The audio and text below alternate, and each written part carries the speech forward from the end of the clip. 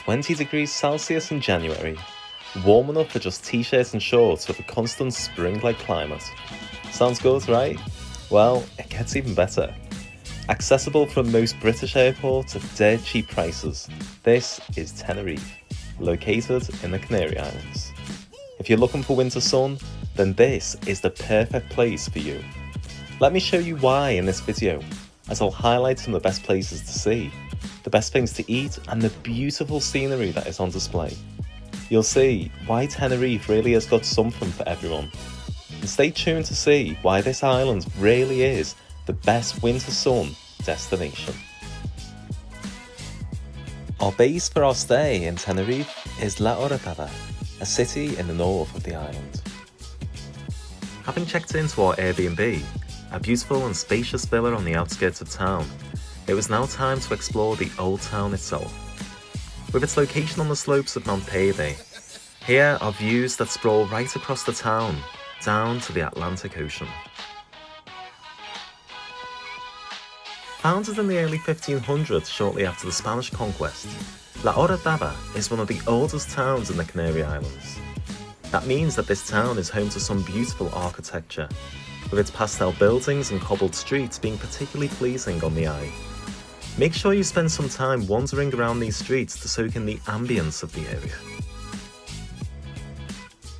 In La Orotava, you'll also find some molinos, or mills, many of which date back to the 17th or 18th centuries. Tenerife is famous for its gofio, so make sure you head down to some of the molinos or the milleries so that you can actually see it in process and buy some. Take some back with you as well, because you're only going to be able to find it in the Canary Islands.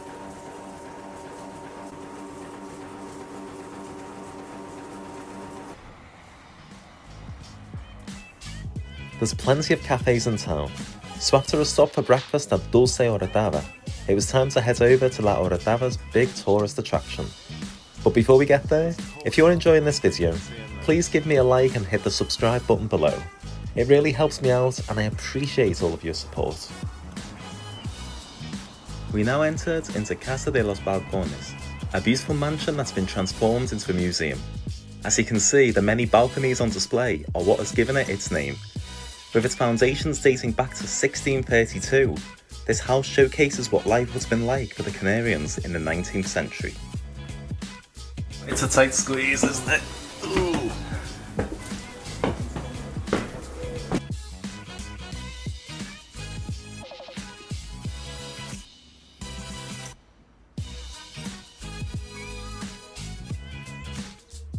The villa is beautiful, painstakingly restored to its former glory, with many local art and handiwork exhibits on display.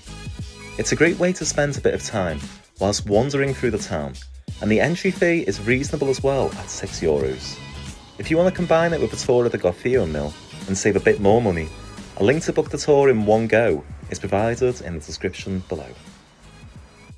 After another walk taking in the sights of the old town and its beautiful architecture, such as the impressive Iglesia de la Concepcion, it was time to head for some food. And there's no better place to head to than Aguachinche. Visiting Aguachinche is a must-do whilst in Tenerife. It's where the locals hang out and you'll find typical Canarian foods right here, such as this goat stew that I enjoyed. All in all, La Orotava is the perfect base when visiting Tenerife. So with day one over, let's see where we'll head to tomorrow. Hello? Hello? Hello? Wandering around Puerto de la Cruz. Puerto de la Cruz is the original holiday resort on the island of Tenerife. For that reason, this city really has something that caters to everyone and to all budgets. One of your first stops in the city has to be to the Centro Histórico de Puerto de la Cruz, or in other words, the Old Town. It's a fantastic place to wander around and admire the colourful colonial architecture and wall art on display. Intertwined with boutique shops and eateries, this has the ultimate laid-back vibe.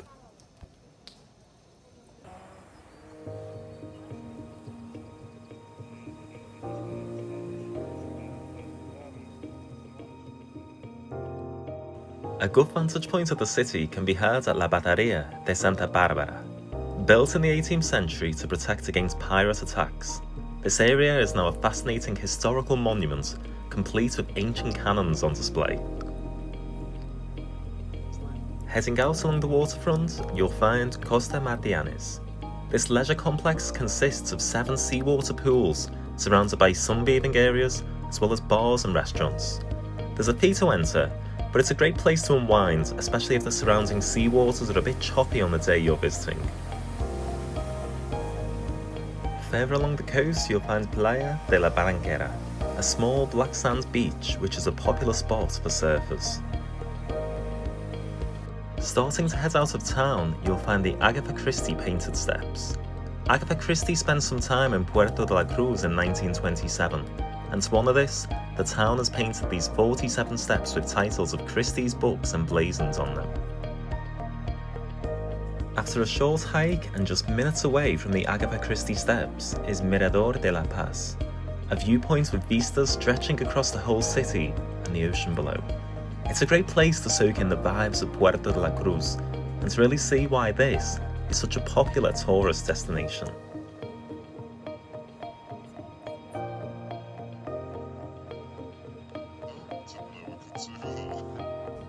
On to another day, and this time we're heading to the south of the island. If you hire a car, this allows you the chance to take in the stunning vistas along Tenerife's many winding roads.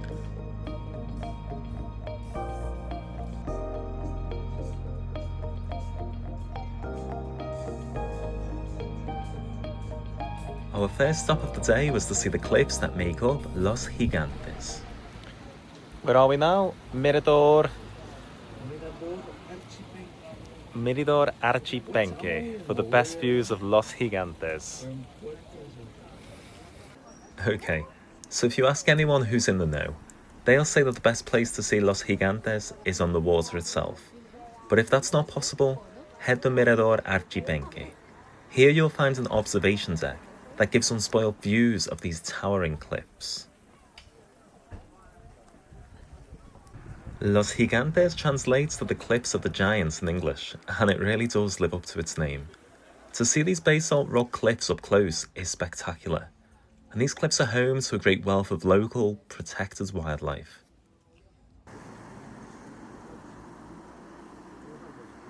After admiring these impressive and towering cliffs, it was time to hit the roads once more. Travelling along the TF82, there were plenty of times where we had to just stop and take in the views.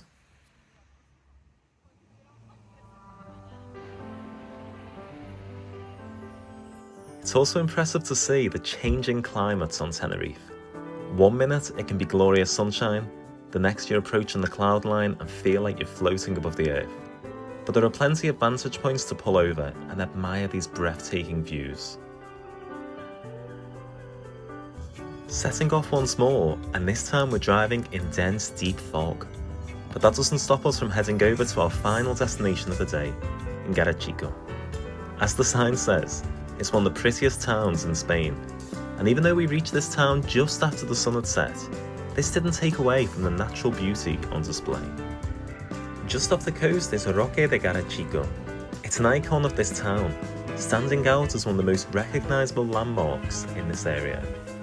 And make sure you head over to the Tenzai Tenmoko, or Door of Outdoor sculpture, to spend some time admiring the ocean views as the waves pass by.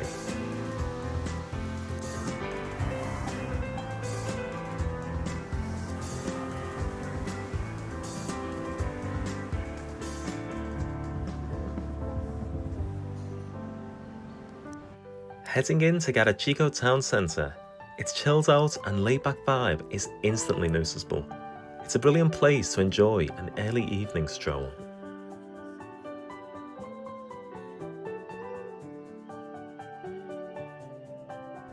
To finish off a visit to this town, make sure you head over to Casanova Pizzeria. It's rare to find somewhere reasonably cheap that's rated 4.9 out of 5 on Google, but this place does not disappoint. Canarian cuisine fused with authentic Italian pizzas. What more could you want? That's another day over, which means that we were into our last day on the island. But still plenty to see and visit. Our first stop is to the city of San Cristobal de La Laguna, often known simply as La Laguna, a place frozen in time where chickens roam as free as the pigeons.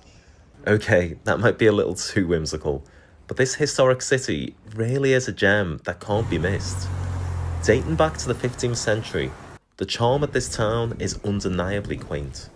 Some of the key buildings to look out for are the cathedral, the square of the Supreme Council of the Canaries, and Ermita de San Miguel, to name but a few.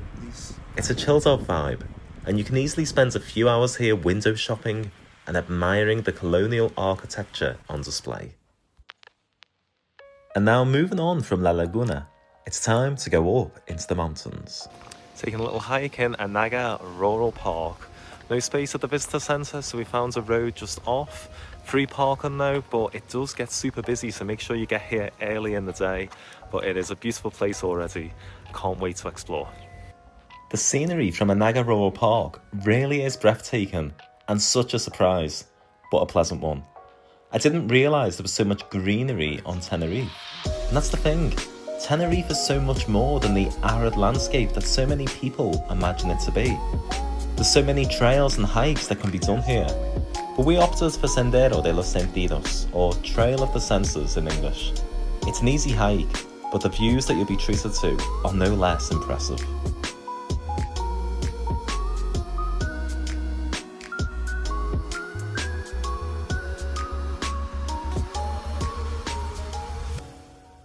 When you're at the visitor centre, make sure you check out the Mirador with views right across Anaga Rural Park. It's a must-see. There's plenty of miradors to see, but this one is quite special. I'll show you why.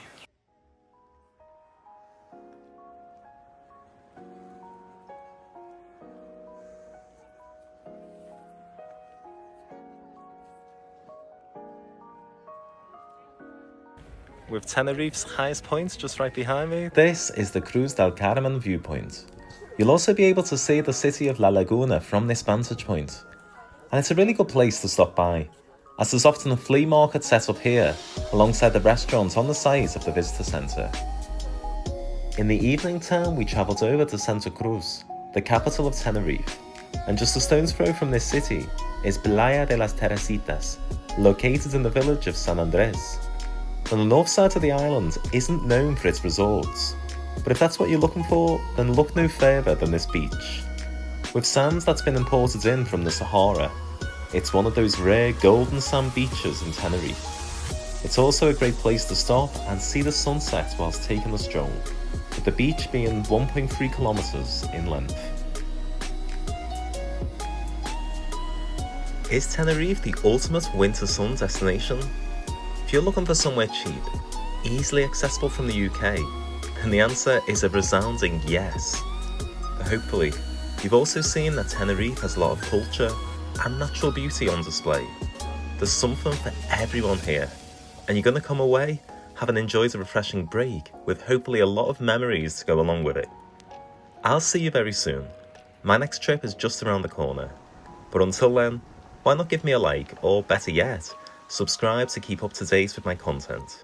I'll see you soon. Ciao for now.